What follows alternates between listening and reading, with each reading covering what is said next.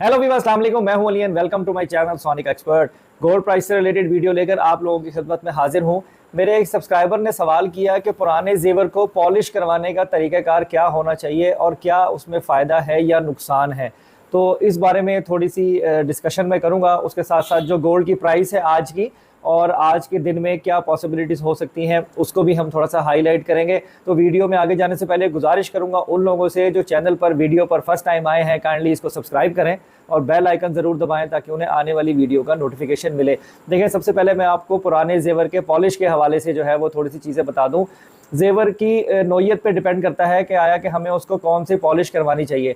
अब जैसे कि कुछ डायमंड की ज्वेलरी होती है कि जो पर्टिकुलर डायमंड स्टाइल में बनी होती है, उसको अगर हम बफिंग करें या सिंपल पॉलिश करें तो उसमें वो चमक नहीं आती जो एक नए पुर्जे में नए पीस में होनी चाहिए।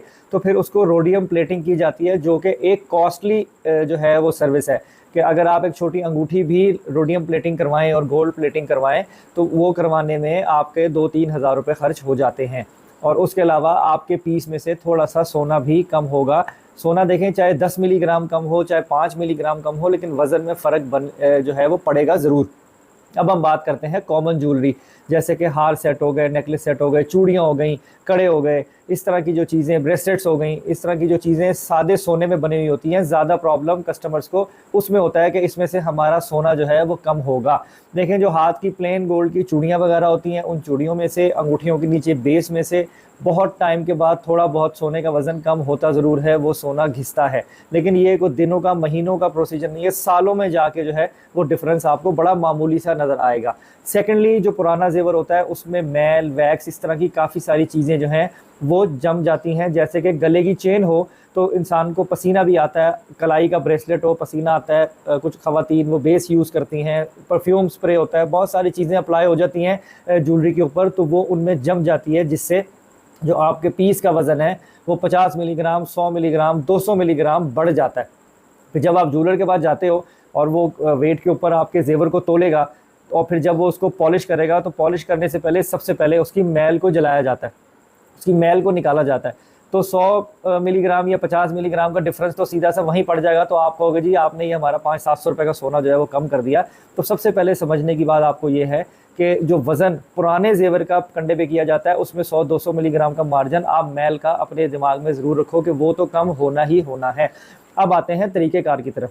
देखें, गोल्ड को पॉलिश करने के भी दो तरीके होते हैं। एक ये है कि आप सिर्फ वॉश कर लें। एक मशीन होती है अल्ट्रासोनिक जिसमें वेव चलती हैं, गर्म पानी होता है, कुछ लिक्विड होते हैं, उसमें आप डाल देते हो जेवर को, तो जितनी मैल, वैक्स, गंद और ऊपर जो भी उसके ऊपर ऐसे निशानात जो उसको ख़राब कर रहे होते हैं वो सारे साफ़ हो जाते हैं और पीस आपका क्लीन होकर निकल आता है। पॉलिश्ड होकर नहीं, क्लीन होकर, साफ़ होकर निकल आता है। तो ऐसी ज्वेलरी जो बहुत ज़्यादा गंदी ना हो, सिर्फ नॉर्मल हो, जो आप समझ रहे हो कि इसको बहुत ज़्यादा घिसना नहीं पड़ेगा, तो उसको आप अल्ट्रासोनिक मशीन में सिर्फ वॉश करवाएं। जैसे कि मेरे एक सब्सक्राइबर भाई ने पूछा ना कि जी पॉलिश करने का तरीका और इसके फ़ायदा नुकसान बता दें।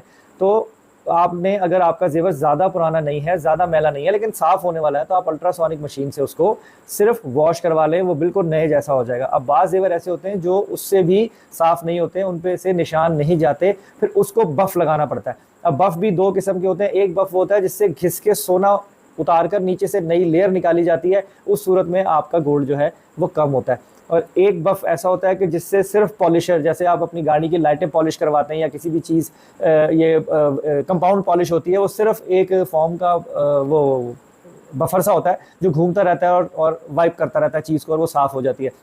तो पॉलिश की मशीन में भी 2-3 किस्म के टूल होते हैं। तो वो डिपेंड करता है कि वर्कर आपकी ज्वेलरी क्वालिटी के हवाले से जो है वो कौन सा यूज़ करेगा। दूसरा ये है कि इसमें थोड़ा बहुत सोना जो है ना वो कम होता ज़रूर है। अगर मैं यही कहूँ कि नहीं ऐसा नहीं होता, लेकिन अगर 5 ग्राम की चीज़ है तो उस पे 100 मिली, 50 मिली का फ़र्क आपको पॉलिश करवाने में बर्दाश्त करना पड़ेगा। और इसमें कोई बहुत ज़्यादा नुकसान या नफ़े की बात नहीं है। देखें, चीज़ आप यूज़ करें और फिर उसके बाद उसको दोबारा अगर आप रीन्यू करवाना चाहें तो फिर ये कि इतना थोड़ा सा जो आपको बर्दाश्त करना चाहिए कि इतना 100 मिली का, 50 मिली का फ़र्क जो है वो पॉलिश करवाने में पड़ सकता है। और जहाँ तक रोडियम प्लेटिंग की बात है, लेकर पॉलिश की बात है, सोना चढ़ाने की बात है, इलेक्ट्रोप्लेटिंग की बात है, उस पर जो है वो आपको खर्चा करना पड़ता है, क्योंकि उसमें दोनों तरीके से काम होता है। सबसे पहले बफिंग होती है, आपकी ज्वेलरी का गोल्ड उतरेगा, फिर उसके बाद उसके ऊपर गोल्ड चढ़ेगा तो वजन में फ़र्क लाजमी आता है। इसमें कोई इतनी ज़्यादा बेस नुकसान या नफ़े की नहीं है। हाँ, एक चीज़ ज़रूर मैं शेयर करूँगा कि आपको पता होना चाहिए कि पॉलिश करवानी कैसे है। अपनी ज्वेलरी को आपने खुद असेस करना है कि उसकी कंडीशन क्या है, नहीं तो आप जिसको भी दे रहे हो पॉलिशर हो सके भाई अल्ट्रासोनिक मशीन में वॉश करके दे दे, या एक पीस पहले वॉश करके दिखा दे। अगर हमें फ़र्क लगा, बेहतर लगा, हम यही करा लेंगे, इसमें हमारा नुकसान कोई नहीं है, हमारा सोना ज़ाया नहीं होगा और तूने जो अपनी मजदूरी लेनी है तो वो ले ले। एक तरीका तो ये है। अगर होता ये है कि ज़्यादा पुराना जेवर हो, प्लेन गोल्ड का हो, तो कुछ लोग जो हैं वो बहुत ज़्यादा सोना घिस भी लेते हैं। ऐसे भी एग्जांपल्स हैं। तो इसी बेस पे उन भाई ने मेरे ख्याल में मुझसे सवाल किया कि हमारा सोने का नुकसान जो है वो हो सकता है। तो ऐसा करते हैं लोग, ऐसा हो जाता है कि 500-500 मिलीग्राम सोना भी घिस के उतार देते हैं और आप कुछ नहीं कर सकते। तो पॉलिश आपको करवानी आनी चाहिए अपनी चीज़ के अकॉर्डिंगली। बास आइटम ऐसी होती है जिसको रगड़ना पड़ता है, पॉलिश करेंगे, चमकाना पड़ता है, तो वह आप उससे डिस्कस कर सकते हो कि भाई अगर तू मेरा इतने वजन का सोना इसमें से अंदाजन उतारेगा तो मैंने तुझे लेबर चार्जेस नहीं देनी, और अगर खाली वॉश करके देता है तो तुम मुझे बता दे कि तुम मुझसे पाक रुपीज़ में यानी पैसों में कितना खर्चा लेगा, लेकिन मेरा सोना कम ना हो, सिर्फ मैल के वजन का फ़र्क पड़े। तो मेरे ख्याल में ये तरीक़ेकार है, इतना मुश्किल नहीं है। आप खुद इसको अपनी चीज़ को असेस करके अपने वर्कर से करवा सकते हैं। तो चलें अब गोल्ड की प्राइस की तरफ आते हैं। देखिए इस वक्त जो आलमी मार्केट है 1 ट्राई आउंस वो $2326 पर है, जो कि थोड़ी सी महंगी हुई है, लेकिन पिछले 2 दिन से यही चल रही है, लेकिन रेट ने जंप लिया। उसके साथ साथ USD डाटा भी है 7:30 बजे, प्राइस मजीद ऊपर थोड़े जाने की जो है वो इशारे हैं। बाकी अगर कोई चेंज होगी तो मैं आपसे शेयर करूंगा।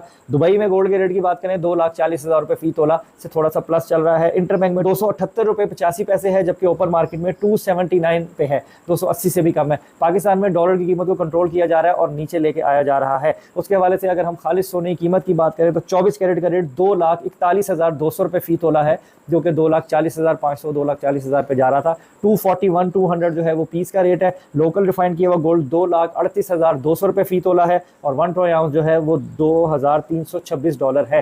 खरीदने बेचने में 1,000 रुपये तोले का डिफरेंस जो है वो पड़ेगा। आप खरीदेंगे 1,000 रुपये महंगा आपको खरीदना पड़ेगा, बेचेंगे 1,000 रुपये सस्ता। कोई मेरी सर्विस लेना चाहे सोना खरीदने बेचने से, पॉलिश करवाने से लेकर से, तो मुझे इंस्टाग्राम पे मैसेज करके आप लोग मुझसे रब्ता कर सकते हैं। मैं शॉप का एड्रेस शेयर करूँगा, आप आके अपना सामान जो प्रॉपर वे है उससे करवा सकते हो। तो आज की वीडियो में इतना ही। अपना बहुत ख्याल रखें, मुझे दुआ में याद रखें। इंशाल्लाह नेक्स्ट वीडियो में मुलाकात होती है। अल्लाह हाफिज़।